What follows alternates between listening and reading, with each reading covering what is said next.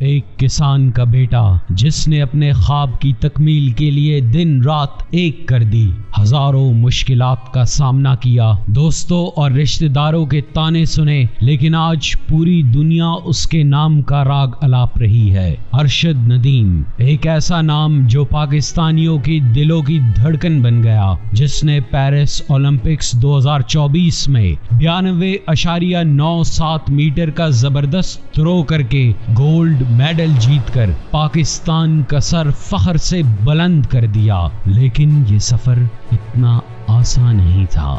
یہ ہے ایک کہانی، ایک خواب کی جو حقیقت بنا۔ ارشد ندیم کا سفر صرف میڈل جیتنے تک محدود نہیں تھا، بلکہ یہ کہانی ہے ایک ایسے جنون کی جو کبھی نہیں مٹ سکتی۔ اس کے سفر میں فائنینشیل چیلنجز، فیملی سپورٹ اور اپنی زندگی کے ہر لمحے کو کھیل کے لیے وقف کر دینے کا جذبہ شامل ہے۔ جب ارشد نے پہلی دفعہ جیولن اٹھائی تو کسی نے سوچا بھی نہیں تھا کہ یہ لڑکا ایک دن دنیا کے سب سے بڑے پلیٹ فارم پر اپنے ملک کا جھنڈا لہرائے گا۔ ارشد کا بچپن پاکستان میں پنجاب کے علاقے میاں چنو میں گزرا، جہاں اکثر لوگوں کی زندگی صرف 2 وقت کی روٹی کمانے تک محدود ہوتی ہے۔ اس کی فیملی کے حالات بھی کچھ ایسے ہی تھے۔ کسان کا بیٹا ہونے کے ناطے اس نے زندگی کے سخت اثرات کو بچپن سے ہی محسوس کیا، لیکن اس کے اندر ایک جنون تھا، ایک ایسی چنگاری جو اسے آگے بڑھنے پر مجبور کرتی تھی۔ ارشد کو بچپن سے ہی گیمز کا شوق تھا، لیکن کھیلنے کے لیے ریسورسز اور فیسلٹیز کی کمی تھی۔ اکثر اپنے اسکول کے بعد ارشد فیلڈز میں کام کرتا تھا تاکہ اپنے فیملی کا ہاتھ بٹا سکے۔ اس کی یہ کوششیں اس کے کھیل کے جنون کو کم نہیں کر سکی۔ جب ارشد نے اسکول کے ایک لوکل سپورٹس ایونٹ میں پارٹیسپیٹ کیا تو اس نے اپنی زندگی کا پہلا جیولن اٹھایا۔ یہاں سے اس کی زندگی میں ایک نیا موڑ آیا۔ یہ وہ لمحہ تھا جب ارشد نے محسوس کیا کہ یہ جیولن اس کے ہاتھ کا ایک حصہ ہے، اور یہ حصہ اس کو ایک دن دنیا کے ہر میدان تک لے کے جائے گا۔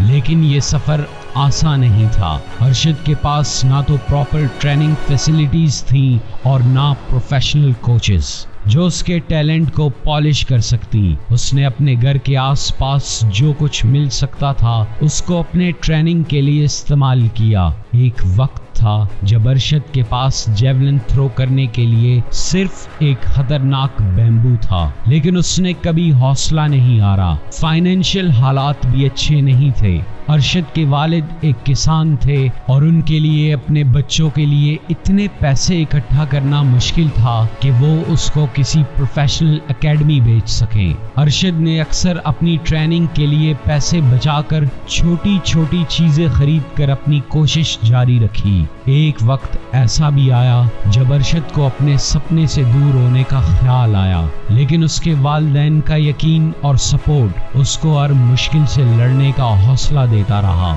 انہوں نے اپنے باقی بچوں کو بھی موٹیویٹ کیا کہ وہ ارشد کا ساتھ دیں اور اس کے سپنے میں اس کا حصہ بنیں۔ 2016 میں ارشد نے اپنی پہلی انٹرنیشنل شرکت کی ساؤتھ ایشین گیمز میں، جہاں اس نے برونز میڈل جیتا۔ یہ پہلی دفعہ تھا جب پاکستان کے لیے کسی نے جیولن تھرو میں میڈل جیتا۔ ارشد کا تھرو اس وقت 78.33 میٹر تھا۔ یہ میڈل اس کے لیے صرف ایک شروعات تھی، اور یہ سفر اس کے لیے ہر لحاظ سے چیلنجنگ اور انسپائرنگ بن گیا۔ 2018 کے کامن ویلتھ گیمز میں ارشد نے اپنے آپ کو ایک بڑے میچ پر آزمایا۔ اس دفعہ بھی اس نے برونز میڈل جیت کر اپنے ملک کا نام روشن کیا، جیولن کو 80.45 میٹرز تک پھینک کر۔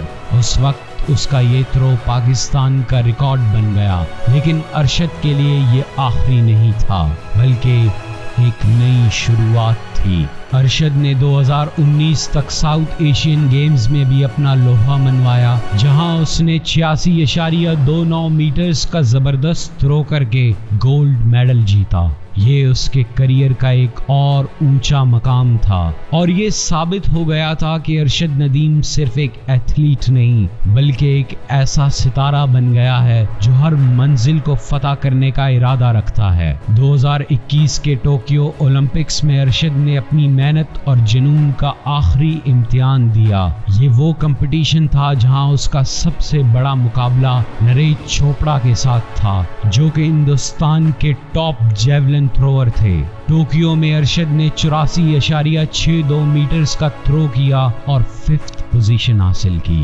لیکن یہ نفرت یا کمپٹیشن کا مقابلہ نہیں تھا، بلکہ ارشد اور نریش کے درمیان ایک ہیلدی رائیولری ڈیولپ ہوئی جو دونوں ملکوں کے بیچ ایک اسپورٹس مین اسپرٹ کی زبردست مثال بنی۔ ارشد اور نریش کے درمیان ایک اسپورٹنگ رائیولری تو تھی، لیکن اس رائیولری میں نفرت نہیں تھی۔ دونوں ایتھلیٹس ایک دوسرے کے اچیومنٹس کو اپریشیٹ کرتے ہیں۔ نریش چوپڑا نے ہمیشہ ارشد کی پرفارمنس کو سراہا، اور دونوں کا یہ رشتہ ایک مثال بن گیا ہے کہ کس طرح اسپورٹس بیریئر کو توڑ کر لوگوں کو ایک دوسرے کے قریب لایا جا سکتا ہے۔ نریش چوپڑا اور ارشد ندیم کا یہ رشتہ صرف ایک پروفیشنل لیول پر نہیں بلکہ پرسنل لیول پر بھی ایک دوستی میں تبدیل ہو چکا ہے، جو دونوں ملکوں کے بیچ ایک پازیٹیو میسج پیش کرتا ہے۔ 2024 کے پیرس اولمپکس ارشد ندیم کے لیے ایک فیصلہ کن منزل بن گیا۔ اس دفعہ ارشد نے اپنے ملک کے لیے کچھ بڑا کرنے کا ارادہ کیا تھا۔ اس نے اپنے پچھلے سب ریکارڈز کو توڑنے کا ارادہ بنا لیا تھا۔ جب پیرس میں کمپٹیشن شروع ہوا تو ارشد کا پہلا تھرو ہی فاؤل تھا۔ یہ لمحہ اس کے لیے دلچسپ تھا کیونکہ پہلی تھرو میں فاؤل کرنا ایک سائیکولوجیکل پریشر کریٹ کر سکتا تھا، لیکن ارشد نے اپنی ہمت اور یقین کے ساتھ دوسرے تھرو کی تیاری کی۔ دوسرا تھرو اس کے کریئر کا سب سے بڑا اور زبردست تھرو ثابت ہوئی۔ ارشد نے 92.97 میٹرز کا زبردست تھرو کیا، جو نہ صرف پیرس اولمپکس کا ریکارڈ بنا بلکہ یہ تھرو اس کو ورلڈ چیمپئن کے مقام پر لے آیا۔ اس کمپٹیشن میں نریش چوپڑا نے بھی اپنی پرفارمنس دکھائی اور اپنی طرف سے پوری کوشش کی، لیکن اس کا تھرو 89.45 میٹرز کا رہا، جو اس کو سلور میڈل تک لے آیا۔ تیسرا مقابلہ گرینیڈا کے ایڈریسن پیٹرز کے ساتھ تھا، جنہوں نے 88.54 میٹرز کا تھرو کیا اور برونز میڈل حاصل کیا۔ اس طرح سے ٹاپ 3 پلیئرز ارشد ندیم، نریش چوپڑا اور ایڈریسن پیٹر رہے۔ گولڈ میڈل جیتنے کے بعد جب ارشد ندیم پاکستان واپس آیا تو اس کا استقبال ایک نیشنل ہیرو کی طرح کیا گیا۔ ہر جگہ اس کا نام لیا جا رہا تھا اور لوگ اسے ملنے کے لیے بے قرار تھے۔ ارشد کا یہ سفر ایک مثال بن گیا کہ اگر انسان اپنی محنت اور جنون کے ساتھ اپنے سپنوں کے لیے لڑتا رہے تو دنیا کی کوئی طاقت اس کو روکنے میں کامیاب نہیں ہو سکتی۔ لاہور ایئرپورٹ پر جب ارشد نے اپنے قدم رکھے تو اس کو ہر طرف سے لوگوں نے گھیر لیا۔ لوگ اس کا نام لے کر نعرے لگاتے رہے اور انہوں نے اپنے نیشنل ہیرو کا استقبال پھولوں اور نعروں سے کیا۔ ارشد کے لیے یہ لمحہ ایک سپنے کی حقیقت بننے کا لمحہ تھا۔ اس نے اپنے ملک کے لیے جو کچھ حاصل کیا تھا وہ نہ صرف اس کے لیے بلکہ پوری پاکستان کے لیے ایک فخر کا لمحہ بن گیا۔ جب ارشد ندیم اپنے گھر واپس پہنچا تو اس کی فیملی نے اس کا شاندار استقبال کیا۔ اس کی آنکھوں میں خوشی کے آنسو تھے اور ان کا بیٹا، جو کہ ایک کسان کا بیٹا تھا، اب دنیا کے مقام پر پاکستان کا نام روشن کر چکا تھا۔ ارشد کے گھر والے جو ہمیشہ اس کے ساتھ اس کی مصیبتوں میں تھے، اب اس کی کامیابی میں اس کے ساتھ خوش تھے۔ اس کے بعد ارشد کو ملک کے مختلف شہروں میں بلایا گیا جہاں اس کو ایوارڈز اور آنرز دیے گئے۔ پنجاب گورنمنٹ نے اس کے لیے ایک خاص ریسیپشن ارینج کیا جہاں اس کو کیش پرائزز دیے گئے اور اس کے سفر کو سراہا گیا۔ ارشد کے لیے یہ سب کچھ کسی خواب سے کم نہیں تھا، کیونکہ اس نے کبھی نہیں سوچا تھا کہ اس کی محنت کا پھل اتنا شاندار ہوگا۔ ارشد کی کامیابی نے صرف پاکستان کے لوگوں کو نہیں بلکہ پوری دنیا کو انسپائر کیا۔ اس کا جنون، محنت اور ڈیڈیکیشن نے دنیا کے ایتھلیٹس کو یہ میسج دیا کہ کبھی بھی اپنے سپنے سے ہار نہیں ماننی چاہیے، چاہے جتنی مشکلات کیوں نہ ہو۔ ارشد کے اس سفر نے یہ ثابت کر دیا کہ اگر آپ کے دل میں جنون ہے تو کوئی بھی منزل ناممکن نہیں۔ ارشد کا یہ سفر ایک ایسے انسان کی کہانی ہے جو زندگی کے ہر مشکل کا سامنا کرتے ہوئے اپنی منزل تک پہنچا۔ اس کی زندگی میں چیلنجز بھی تھے، سٹرگلز بھی، لیکن اس کے اندر کا جنون اس کو کبھی ہرا نہیں سکا۔ آج ارشد صرف پاکستان کا ہیرو نہیں بلکہ پوری دنیا میں ایک مثال بن چکا ہے۔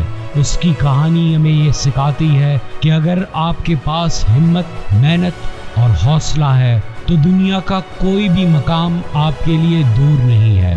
ارشد ندیم نے اپنے سفر میں جو مائل سٹونز حاصل کیے وہ پاکستان کے لیے ایک نیا آغاز ہے۔ اس نے اپنی کنٹری کو صرف ایک گولڈ میڈل نہیں بلکہ ایک نیا سپنا دیا کہ ہم دنیا کے کسی بھی کونے میں اپنا لوہا منوا سکتے ہیں۔ ارشد کے لیے یہ سفر یہاں ختم نہیں ہوتا بلکہ یہ صرف ایک شروعات ہے ایک نئے سفر کی، جہاں وہ اپنے ملک کے لیے اور بھی زیادہ کامیابیاں حاصل کرنے کا ارادہ رکھتا ہے۔ یہ کہانی ہے ارشد ندیم کی، ایک سفر جو زیرو سے ہیرو بننے تک کا ہے۔